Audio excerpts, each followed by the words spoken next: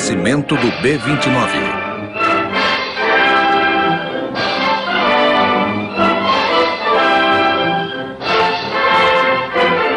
Um filme oficial do Departamento de Guerra.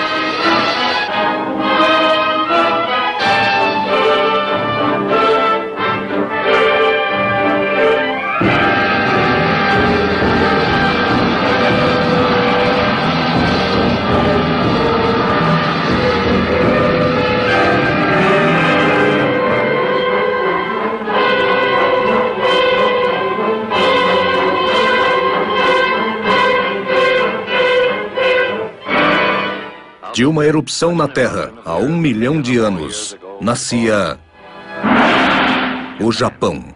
Terra das pequenas pessoas que nasceram acreditando que sangue e ferro são um atalho para a grandeza. Terra das filosofias e religiões mais estranhas que seus nomes, como o Bushido, a arte maligna de cortar pessoas com uma espada samurai. Haku Ishiu, que significa o mundo sob as regras japonesas.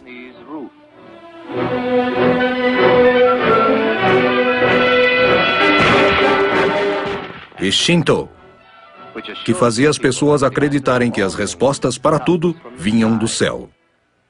Eles estavam prestes a descobrir a verdade disso tudo. O antigo Japão era primitivo.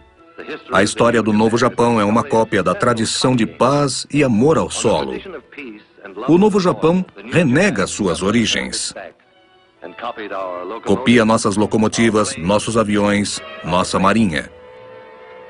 Até Tóquio segue incansavelmente o estilo ocidental.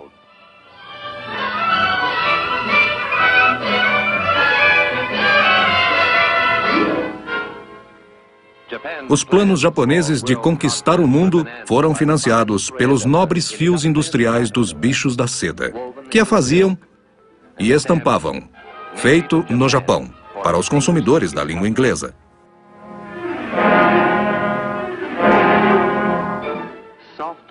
A seda macia era enviada em troca dos nossos produtos, que seriam forjados em armas e desenvolvidos com ódio.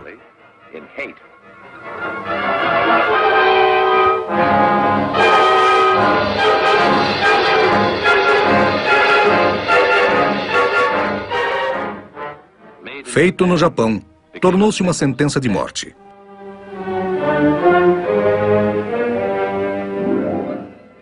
Para estas pessoas que queriam escravizar o mundo,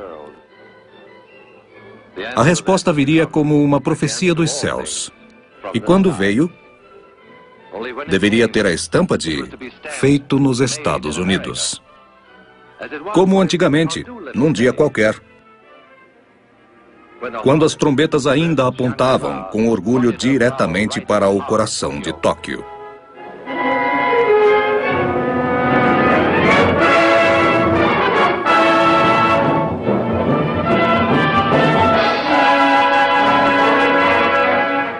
Essa foi a primeira resposta maliciosa do Japão vinda dos céus. E não seria a última. O general Doolittle disse: voltaremos a Tóquio. E com todas as forças dos aliados. Uma arma estava pronta.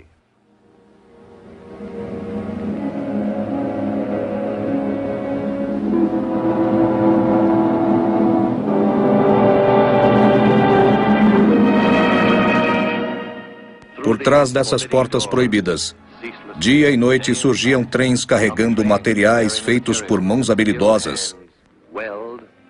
E eram feitos instrumentos dedicados à destruição do inimigo. Este é apenas um dos vários galpões utilizados, que antes pareciam dedicados à criação de laboratórios de pasto e máquinas de lavar. Quando a guerra foi citada pela primeira vez, surgiram os questionamentos da natureza exata do que as construíam.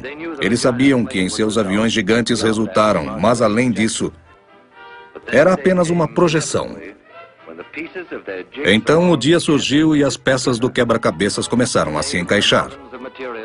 O dia em que milhares de materiais e horas de trabalho se uniram à confirmação do boato das máquinas de lavar e os rumores da curiosidade americana. Eles construíram a mais poderosa frota aérea da história. Um avião para as forças aéreas que reduziria a nossa enorme produção de bombardeiros médios.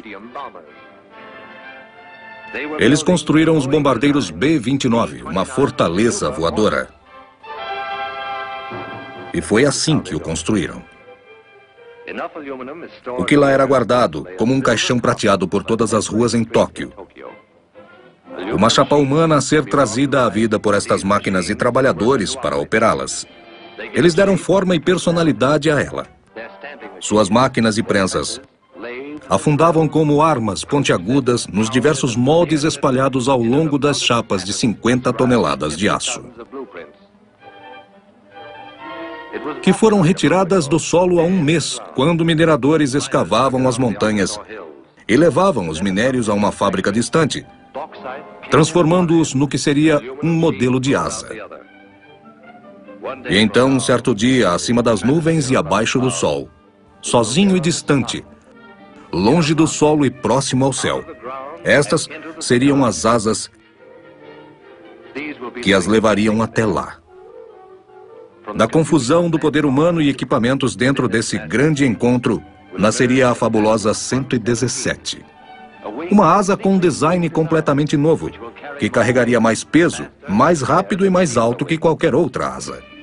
Seus próprios construtores escolheram as ferramentas e design exatos para que os trabalhadores leigos se tornassem peritos montando esse avião em uma semana, sem importar se fosse uma dona de casa, um carpinteiro, marinheiro ou ex-soldado.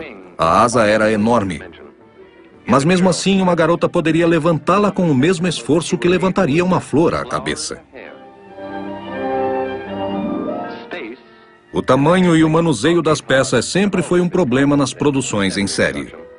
O motor resolveu esses dois problemas de uma só vez com poucos ajustes no galpão.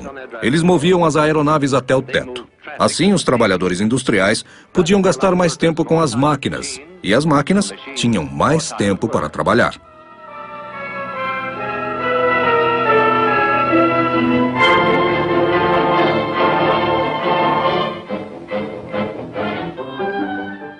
Esse é o avião num estágio mais avançado. Seria compreensível se os trabalhadores imaginassem que estavam num estaleiro por todo o tempo. A parte principal, cada pino e placa eram montados aqui, de ponta a ponta.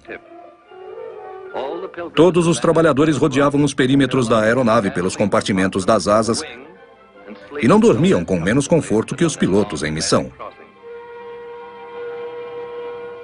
Cada uma dessas turbinas carregava um motor de 220 cavalos. Tudo isto para erguer esta enorme fortaleza de 8.800 cavalos de força. O que isso significa? Cada cavalo significa mais do que 300 milhas por hora. Cavalo de força significa voar alto o suficiente para ver todos os estados da Nova Inglaterra. Cavalo de força significa vitória aérea. Quando esse esqueleto for coberto, ele será o bombardeiro mais confortável e potente já construído. As janelas não embaçam nem congelam. Os instrumentos do piloto são menos complexos que o painel de um automóvel antigo. O avião também permite a conversa sem interfone.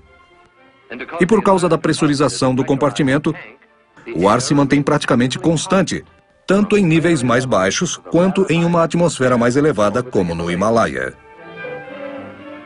Logo atrás da sala de controle, há uma enorme seção central. Lá serão acopladas as asas. Ali os bombardeiros carregarão mísseis pesados e mortais que jamais foram erguidos nos céus. Na cauda, uma outra câmara pressurizada carrega o resto da tripulação, exceto o responsável pela metralhadora, que tem seu compartimento próprio. Se houver uma emergência estratosférica, um tripulante poderá viajar da cauda até a frente dos compartimentos pressurizados por túneis conectados. O vidro é blindado, durável e límpido, para uma boa observação de dentro da aeronave.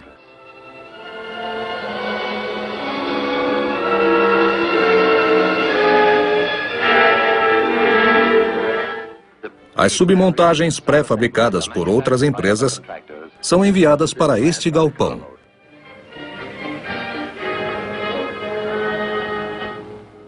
O que acontece aqui é copiado em fábricas por todo o país. Milagres idênticos de maquinários modernos são produzidos e testados por pessoas assim. Pessoas justas, pessoas negras, pessoas com mãos habilidosas e olhos sempre atentos. Fortes ou nem tanto, mas com a mesma determinação. As garotas formadas, as avós contratadas, os velhos jovens, os jovens idosos, os pequenos e os maiores trabalhando em harmonia. Seu produto gera morte, mas tem o objetivo da paz. Estes trabalhadores têm sorte de ver esse nobre produto à linha de produção. A cada hora e a cada dia, são testemunhas dessa cerimônia inspiradora. Este grande casamento de material, de horas de trabalho humano, deste clímax da história da conquista humana sobre o ar.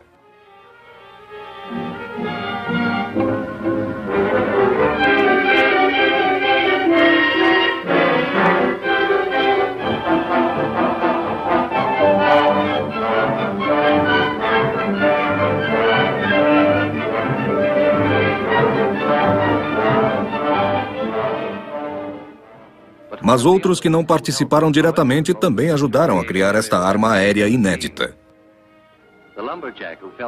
Os carpinteiros que auxiliaram nas partes de madeira do B-29. Os mineradores das montanhas e também os montadores de armas e de motores. Os homens que suaram para forjar os metais. Os fabricantes de pneus, de equipamentos elétricos e fios de segurança. Os civis que pagaram seus impostos ao governo e auxiliaram na construção da superfortaleza.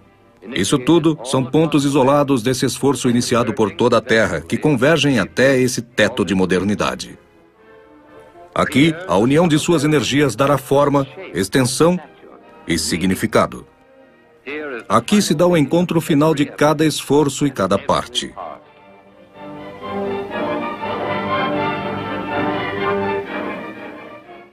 Um emblema diz aos inimigos: essa é a nova arma da Força Aérea dos Estados Unidos. Mas é também o nosso avião, pois fomos nós que o construímos. Nós o concebemos e demos asas, o armamos e fornecemos energia, e nossos filhos e irmãos agora voam.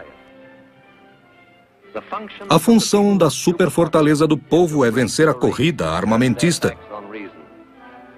e encontrar uma forma pacífica de viver. É a resposta para todos os ataques sorrateiros, as marchas da morte e todas as apunhaladas pelas costas. É o nosso memorial para nossos combates que não temem a morte, que apostam suas vidas quando os tempos requerem o uso de armas para vencer a guerra. Como essa arma, que após 50 horas de testes desembarcará na Índia, na China e em outros pontos ameaçados, antes do confronto final para o qual foram destinadas essas pessoas. Dentro da fábrica, o trabalho prossegue. Os trabalhadores executam o som constante de suas ferramentas, mas é muito mais do que um simples som. É uma canção. Essa é a canção que eles ouvem.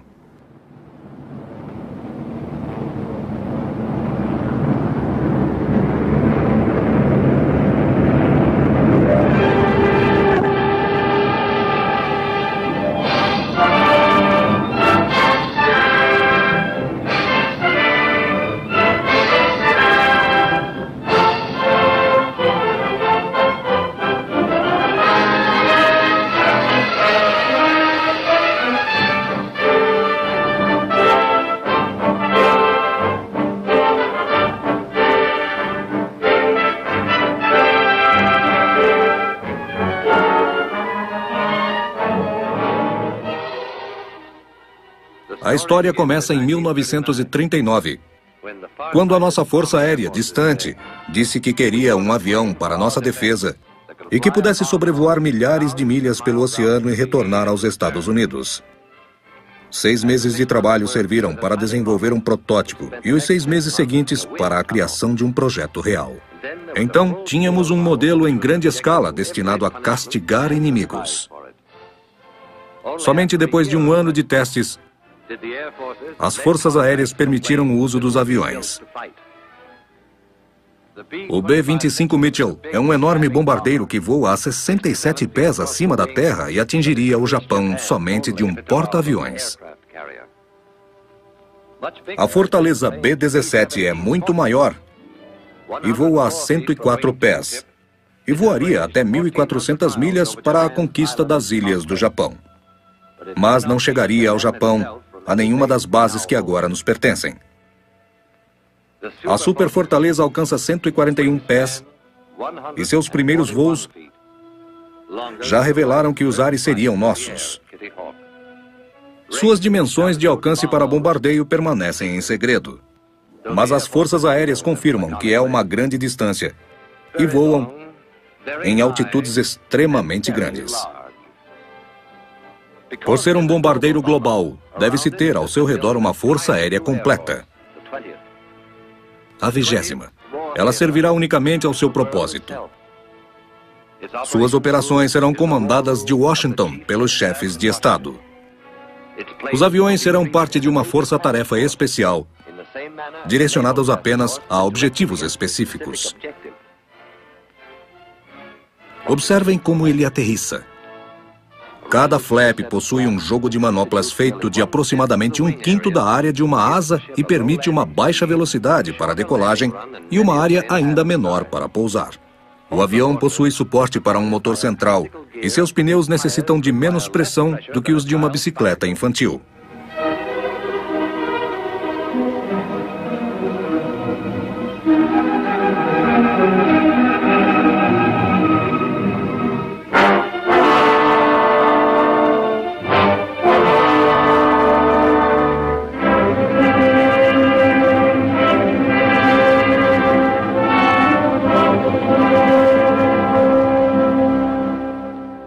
Em algum lugar da China Ocidental, 500 mil de desconhecidos participaram desse capítulo da superfortaleza. 2000 anos após seus ancestrais construírem a Grande Muralha para a defesa da China, fazendeiros transformaram campos de arroz em campos de guerra para a sua defesa contra um novo invasor. Eles não tinham equipamentos, apenas 1 milhão de mãos e tristes anos de lembranças da dominação japonesa. Pedra por pedra, camada por camada, eles uniram um objetivo, não com a água, mas com o sangue de seus antepassados que morreram pelas espadas dos samurais. Logo, eles teriam estradas para suportar o peso de uma horda completa de superfortalezas. Para esses homens desconhecidos, a vingança estava próxima.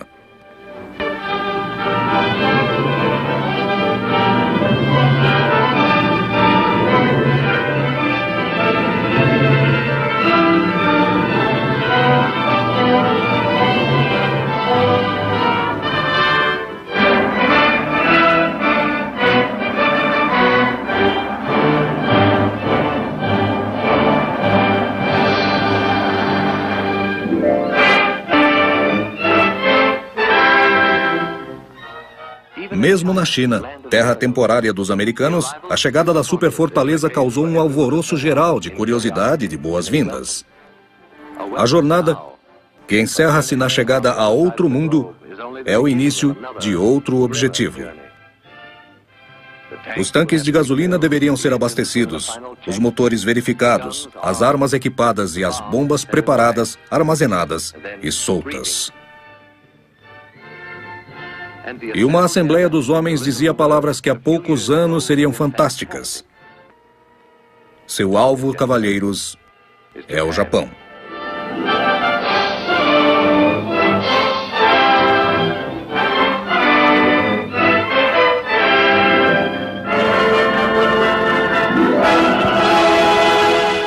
Bombardeiros americanos destroem bases japonesas. As águias americanas e a brigada do general Roy iniciaram suas missões na Nova Guiné com o apoio de um general australiano. voando em aviões B-25 e B-26 para realizar os ataques em lugares distantes e até as bases em Rabaul.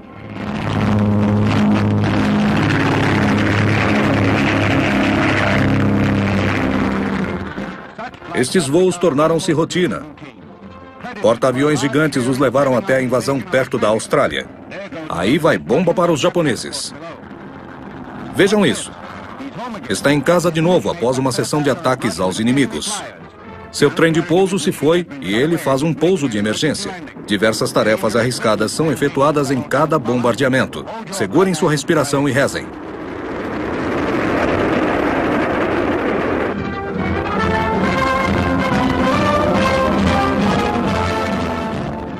Este piloto pousa o avião mesmo sem as rodas e recebe um aperto de mão do próprio general.